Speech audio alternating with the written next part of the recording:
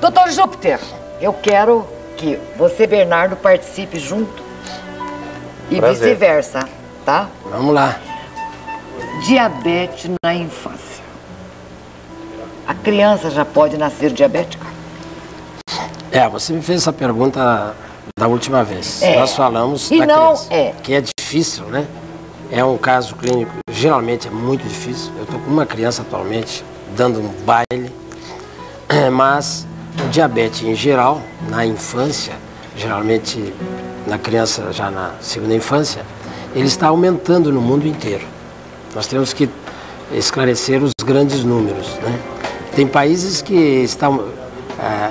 o aparecimento de diabetes para cada 100 mil habitantes por ano está alguns em 15%, como é o caso da Finlândia. Tem países, se suspeitou até dos produtos defumados, que eles usam muito lá, que entraria no desequilíbrio imunológico que causa o ataque ao pâncreas. Então, esses países nórdicos chega a 15%. No Brasil está em 7%. E como é que aparece? Mas no Japão não tem. Ué, e que milagre é esse? Não, a gente não sabe. Aqui em Açaí tem um menino, eu falo para ele que ele vai ficar famoso, filho de japoneses, neto de japoneses que vieram do Japão, só japoneses, não tem outro... Nenhuma tendência genética? E esse menino tem diabetes. Em São Paulo, que é a maior cidade japonesa, a maior população japonesa fora do Japão, né, no mundo, parece que tem 5, 6 ou 7. E nós temos um aqui. Mas isso são as exceções. Está aumentando no mundo inteiro. E principalmente no Brasil está aumentando. Agora, como é que aparece?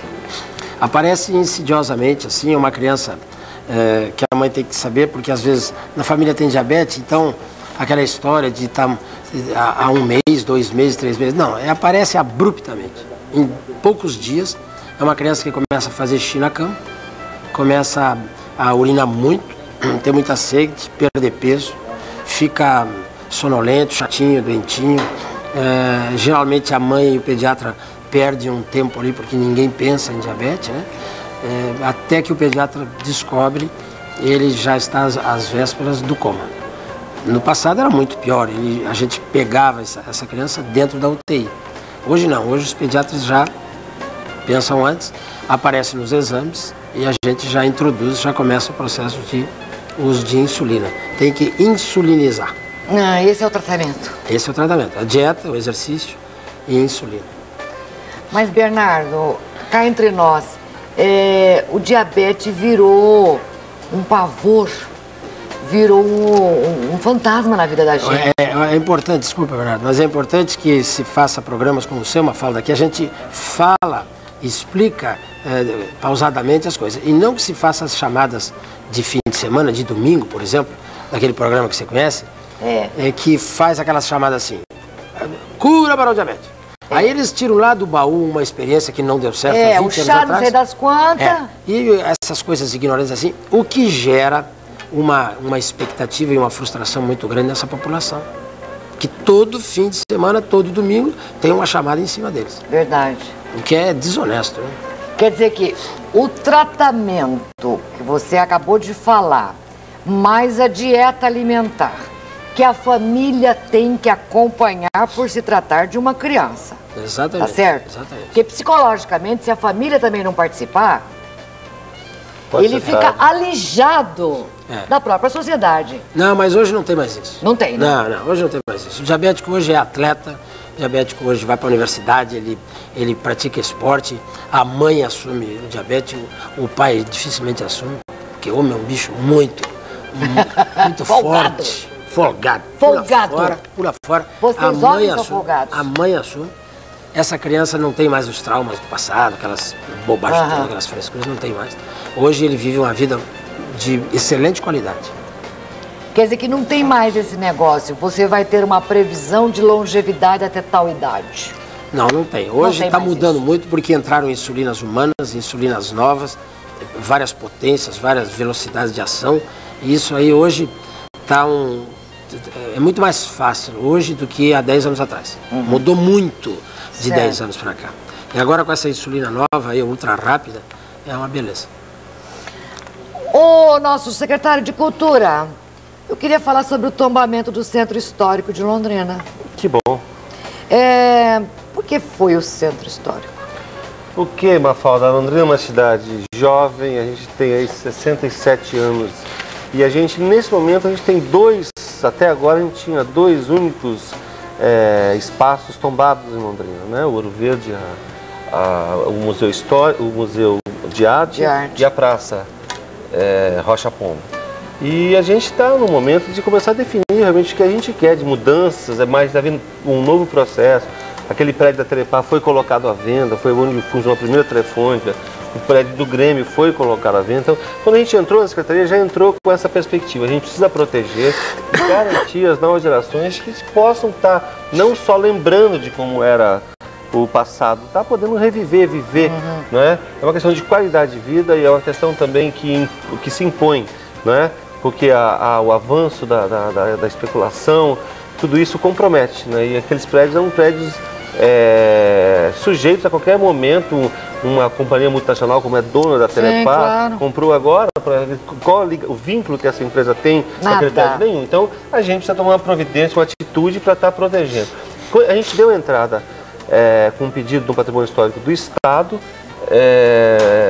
solicitando tombamento, e o protocolo desse pedido, o simples fato de ter sido protocolado garante a proteção dos prédios. Então eles estão sob proteção do Patrimônio Histórico até o Conselho do Patrimônio se reunir em Curitiba, agora ainda nesse segundo semestre. Mas a gente quer ir mais além. A gente quer que Londrina tenha uma lei municipal de tombamento. A gente quer que a cidade passe a ter o poder, a Câmara de Vereadores, a comunidade, as instituições... Autonomia! Sobre o que a gente quer, porque a gente que sabe o que é importante pra gente. É muito difícil o Ministério da Cultura em Brasília vir aqui e resolver o que é importante, ou mesmo o governo do estado em Curitiba vir aqui, porque isso envolve propriedade, envolve às vezes o único bem de uma família, você não pode mexer, é delicado, né? Então a gente quer transferir para o londrinense a responsabilidade sobre o que ele vai fazer com o patrimônio da cidade. Eu acho que está certo, doutor Júpiter. Sem dúvida. Não é verdade? Eu assisti uma aula na Universidade de Cambridge, um salão que começou a funcionar antes do descobrimento do Brasil. Estava lá, intacto, bonitaço. Você pode saber exatamente o que aquele aluno em 1400... Até eu faria. Não é verdade? Que até eu faria. Doutor Júpiter, você não...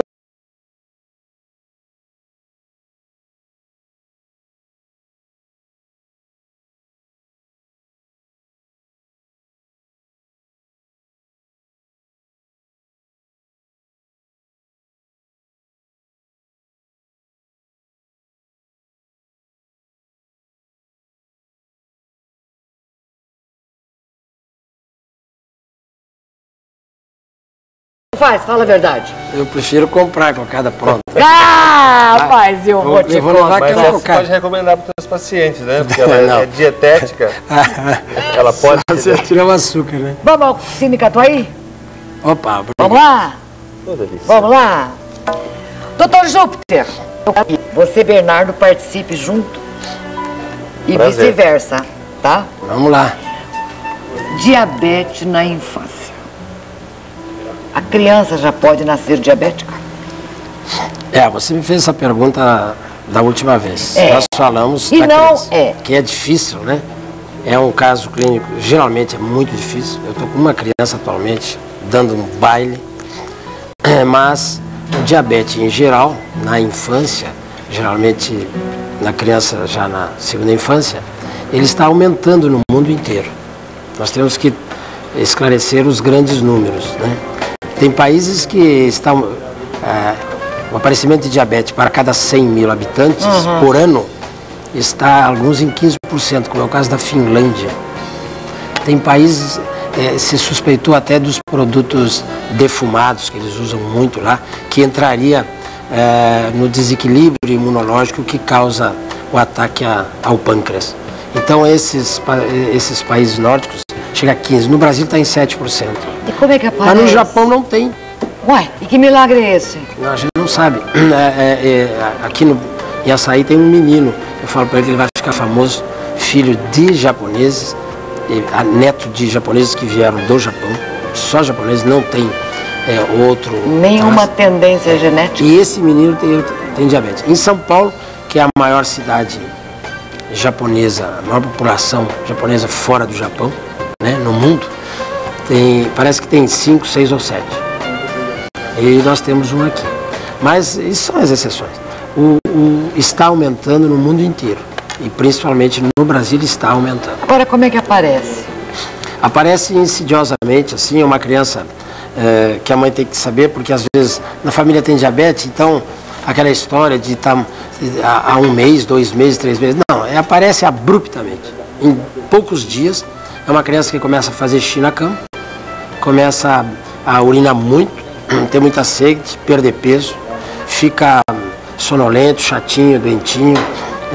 Geralmente a mãe e o pediatra perdem um tempo ali porque ninguém pensa em diabetes, né? Até que o pediatra descobre, ele já está às vésperas do coma. No passado era muito pior, a gente pegava essa criança dentro da UTI. Hoje não, hoje os pediatras já pensam antes, aparecem nos exames e a gente já introduz, já começa o processo de uso de insulina. Tem que insulinizar. Esse é o tratamento. Esse é o tratamento, a dieta, o exercício e a insulina. Mas, Bernardo, cá entre nós, o diabetes virou um pavor, virou um fantasma na vida da gente. É importante, desculpa, Bernardo, mas é importante que se faça programas como o seu, Mafalda, que a gente fala, explica pausadamente as coisas. E não que se faça as chamadas de fim de semana, de domingo, por exemplo, daquele programa que você conhece, que faz aquelas chamadas assim, cura para o diabetes. Aí eles tiram lá do baú uma experiência que não deu certo há 20 anos atrás. O chá não sei das quantas. E essas coisas ignorantes assim, o que gera uma expectativa e uma frustração muito grande nessa população. Que todo fim de semana, todo domingo, tem uma chamada em cima deles. Verdade. O que é desonesto, né? Quer dizer que o tratamento que você acabou de falar, mais a dieta alimentar, que a família tem que acompanhar por se tratar de uma criança.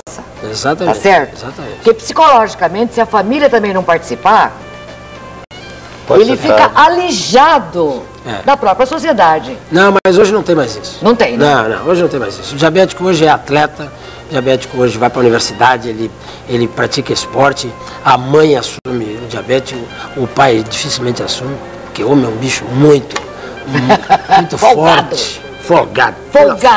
Pula fora. Vocês homens são folgados. A mãe assume. Essa criança não tem mais os traumas do passado, aquelas bobagens, aquelas frescuras, não tem mais.